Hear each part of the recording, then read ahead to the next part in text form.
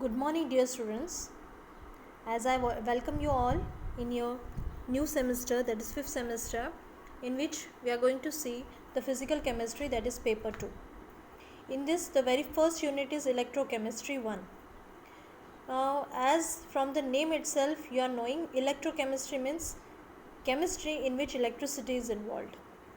Or now, from where that electricity you are saying, directly the electricity means we are taking electrolyte there, a solution which will conduct electricity. So that's why the term will be combined as electrochemistry. Now in this electrochemistry, the very first term which we are going to see is electrical conductance. तो basically आपको conductance क्या होता है ये पता होना चाहिए. Conductance यानी कि जिसमें कंडक्शन हो, जिसमें इलेक्ट्रॉन्स का फ्लो हो, तो उसे हम क्या कहेंगे, कंडक्टेंस. अब इलेक्ट्रिकल कंडक्टेंस में naturally the flow of charge will comprise of electrical conductance or it will make electrical conductance. Now if a substance is conducting electricity, then we call it as a good conductor or conductor, and if a substance is not conducting or not allowing electricity to pass through it, then it is called as a non conductor. है ना. ये तो हम बचपन से पढ़ते आ रहे हैं कि कंडक्टर क्या होता है, इंसुलेटर या बैड कंडक्टर या नॉन कंडक्टर क्या होता है. लेकिन इस चैप्टर में हमें बहुत सारी डेफिनेशंस पढ़नी है. ये चैप्टर अगर सोचा जाए तो इजी टू मेमोराइज है और इजी टू अंडरस्टैंड है और इजी टू स्कोर भी है. वाई? क्योंकि इसमें बहुत सारी डेफिनेशंस हैं. अगर आप मगअप कर लेते हो यानी कि याद कर लेते हो डेफिनेशंस एंड समझ के, तो it is very easy to score good marks. तो without wasting time we will go through one by one of them. तो जैसे टाइप्स ऑफ कंडक्टर जब हम बात करते हैं तो दो टाइप ऑफ कंडक्टर होते हैं, मेटेलिक कंडक्टर और इलेक्ट्रोलाइटिक कंडक्टर, है ना. इनकी डेफिनेशंस यहाँ दी हुई है, आपको वो समझ के जैसे मैंने मार्क किया है उस हिसाब से आपको उतना ही लिखना है.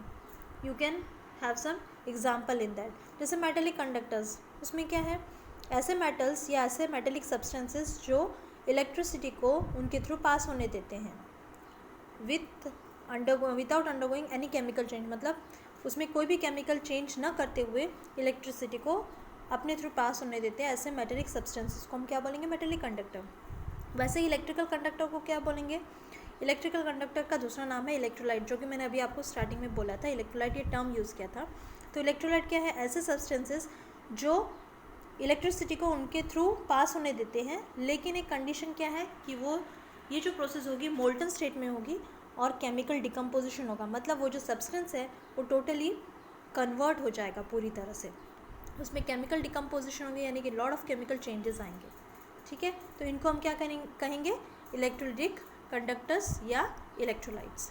इनमें बेसिक डिफरेंस आता है कभी कभी 2 मार्क के लिए, जैसे ये कि मेटेलिक कंडक्शन या मेटेलिक कंडक्टर्स क्या हैं, इलेक्ट्रोलाइटिक कंडक्शन ये फिनोमिना है, और कंडक्टर्स यानी जो सब्सटेंस वो करते हैं, वो प्रोसेस अलाउ करते हैं, उनको हम कंडक्टर्स बोलते हैं. तो यहाँ उन दोनों के बीच में का डिफरेंस दिया हुआ है, that you have to copy it down in your notebook. ठीक है.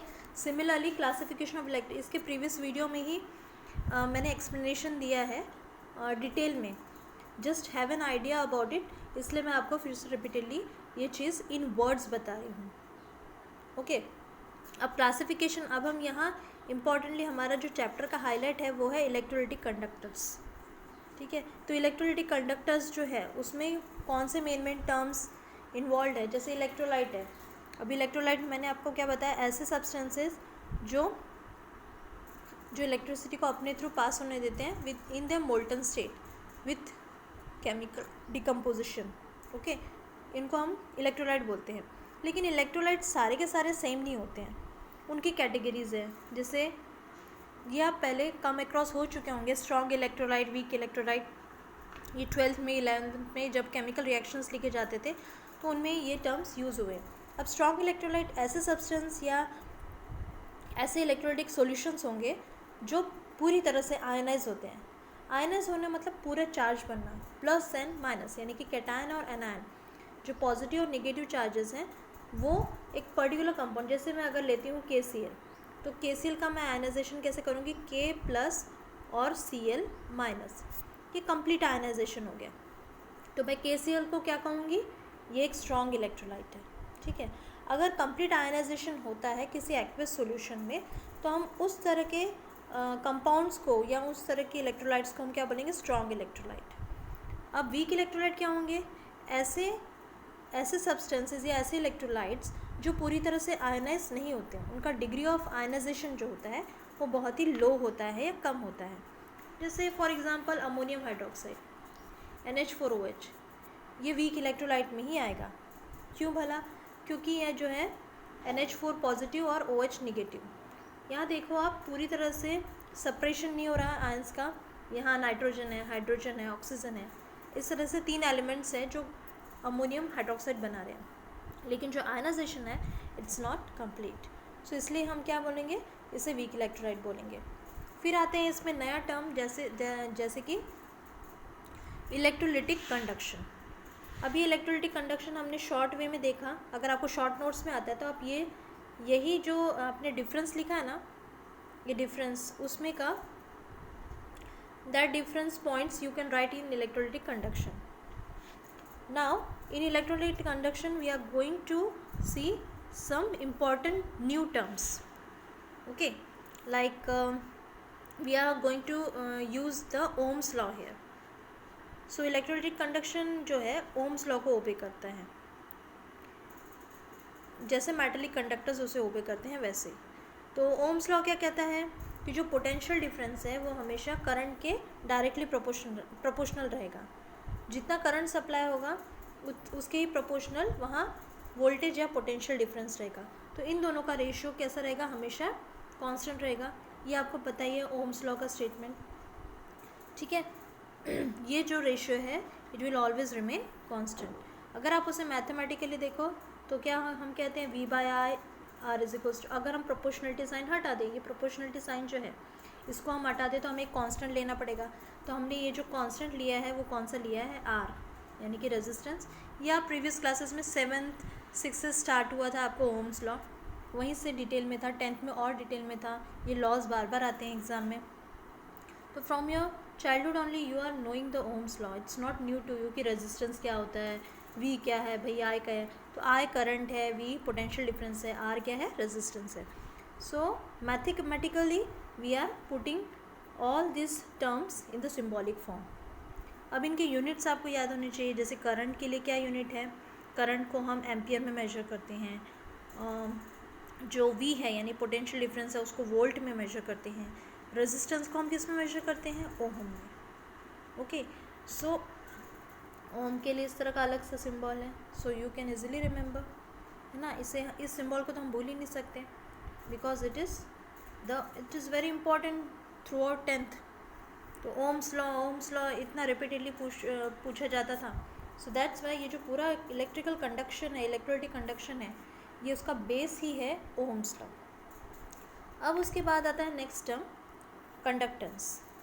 When we say conductance, what it is going to represent. Conductance जो होता है हमेशा रेजिस्टेंस का रेसिप्रोकल होता है। मतलब ये जो कंडक्टेंस है, कंडक्टेंस कब होगा, जब मिनिमम रेजिस्टेंस होगा। रेजिस्टेंस मतलब एक तरह का ब्रेक। जब हम इलेक्ट्रिकल सप्लाई करते हैं तो उसको ऑब्स्टेकल करने का काम कौन करता है, R, यानी कि रेजिस्टेंस। तो सो रेजिस्टेंस इज़ लाइक ब्रेकर। तो जहाँ ब्रेकर होंगे वहाँ कंडक्टेंस कम होगा, जितना ज़्यादा रेजिस्टेंस होगा कंडक्टेंस कम होगा। वाइस इन वर्सा, जितना कम रेजिस्टेंस होगा उतना ही ज़्यादा कंडक्टेंस होगा। So one and the same. आप इसे सिंपली डेफिनेशन में कैसे बोलोगे, the reciprocal of resistance is conductance. So अगर आप डिफाइन करोगे तो ये है उसकी डेफिनेशन, और अगर आप सिंबॉलिक फॉर्म में लिखोगे या मैथमेटिकल फॉर्म में लिखोगे तो C = 1/R। ओके, अब 1/R में यानी कि अगर आप उसको यूनिट निकालनी है तो ओहम R की यूनिट है, उसको ऊपर लेंगे तो raised to power-1 हो जाएगा, है ना। इस तरह से हमें यूनिट्स आइडेंटिफाई करना आना चाहिए, और किसका यूनिट क्या है वो अगर हमें पता नहीं तो बेसिक हमारे कंसेप्ट्स आगे जाते हुए या आगे प्रोसीड करने में हमें डिफ़िकल्टी जाती है। फिर नया जो टर्म आता है उसमें वो है स्पेसिफिक कंडक्टिविटी। ये जो स्पेसिफिक कंडक्टिविटी है वो 10th में इस पे डेरिवेशन था।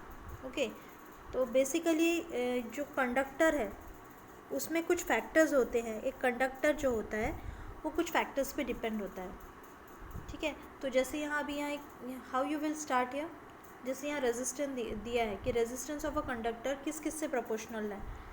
अगर वहाँ कंडक्टर है मतलब वायर्स रहेंगे कनेक्शन करने के लिए। हमारे यहाँ इलेक्ट्रिकल सर्किट होते हैं तो बहुत सारे वायर्स होते हैं, है ना। तो वो जो वायर्स होते हैं उनकी पर्टिकुलर लेंथ होती है। ओके, कॉपर होगा, एल्यूमिनियम होगा, what ever be the conductor conducting wire, तो उसकी लेंथ से प्रोपोर्शनल होगा। फिर उस वायर का जो एरिया ऑफ क्रॉस सेक्शन होगा, ये वायर है, ओके, इस वायर के सर्कुलर जो फॉर्म होता है, मतलब अगर आप उसे काटोगे तो क्रॉस सेक्शन एरिया बनता है। उस क्रॉस सेक्शन एरिया से भी जो रेजिस्टेंस है वो रिलेटेड है।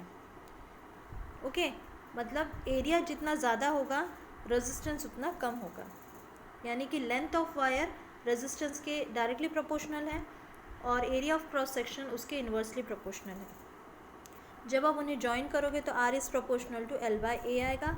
अब मैं इस प्रोपोर्शनलिटी साइन को हटा के एक कांस्टेंट डालूंगी, तो मैंने डाला है रो। इसको हम क्या बोलते हैं, इसको हम बोलते हैं रो। दिस इज़ नथिंग बट रो। आप इसे ऐसा पी करके भी लिख सकते हो, ऐसे भी लिख सकते हो, वन एंड द सेम। तो ये जो रो है इसे हम बोलते हैं स्पेसिफिक रेजिस्टेंस। इस प्रोपोर्शनलिटी साइन का नाम क्या है, स्पेसिफिक रेजिस्टेंस या फिर रेजिस्टिविटी। लेकिन हमारी डेफिनेशन में जो हेडिंग है वो क्या है, स्पेसिफिक कंडक्टिविटी। तो स्पेसिफिक रेजिस्टिविटी जो है या रेजिस्टेंस है वो इससे को रिलेटेड है। जस्ट सी, ये उसके जैसे हमारा रेजिस्टेंस कंडक्टेंस का रेसिप्रोकल है, वैसे ही ये जो रेजिस्टिविटी है वो कंडक्टिविटी के प्रोपोर्शनल है, या सॉरी इन्वर्सली प्रोपोर्शनल है। तो इसका नाम है kappa. What do you call it, so it is called as kappa. इसे हम बोलते हैं स्पेसिफिक कंडक्टिविटी। ओके, सो इसके बाद इसे फर्दर एक्सप्लेन किया गया है कि 1/c इज इक्वल्स टू 1/कप्पा इंटू L/A। प्रोपोर्शनलिटी साइन था ना, रो की जगह पे मैंने 1/कप्पा डाल दिया। फिर उसे सॉल्व करेंगे। अगर लेंथ 1 सेंटीमीटर स्क्वायर है, यूनिट है उसका, और area of cross section sorry length अगर 1 सेंटीमीटर है और area of cross section suppose 1 centimetre square है, तो 1 आ जाएगा, यानी कि 1 कैंसिल हो गया। तो 1/c इज इक्वल्स टू 1/कप्पा, यानी कि आप क्या बोल सकते हो इस कंडीशन में, kappa is nothing but conductance. I hope आपको यहाँ तक समझ गया होगा। ओके, फिर इनके यूनिट्स भी आइडेंटिफाई किए गए हैं। यहाँ एक डायग्रामेटिक रिप्रेजेंटेशन लिया गया है एक कंडक्टर का। ये देखो, एक क्यूबिक फॉर्म में लिया गया कि उसका एरिया सपोज 1 सेंटीमीटर स्क्वायर है, परफेक्ट स्क्वायर है। उसकी कंडक्टिविटी आप कैसे डिफाइन करोगे, conductivity of conductor whose length and area of cross section is unity, so you will define it as specific conductivity, यानी kappa will be nothing but 1/r into L/A। ये numerical form में कभी कभी आता है, तो इसके SI यूनिट भी पूछे जाते हैं। और सिंबॉलिक फॉर्म आपको याद होना चाहिए उसके यूनिट, जैसे ओहम है ना, उसका इन्वर्स होता है मो, MHO। तो हाउ विल यू रीड मो, और उसको लिखते कैसे हैं, ओहम का इन्वर्स या तो फिर मो बोलो वर्ड्स में अगर लिखते हो तो। सो SI यूनिट स्पेसिफिक कंडक्टेंस का हो गया S यानी सेमन, और M यानी मीटर, और ये पर है यानी कि रेसिप्रोकल है, तो साइमन पर metre. So in this way it is defined. So आज के लिए we will stop here. Thank you and have a nice day. If you have doubts, you can ask me. Thank you.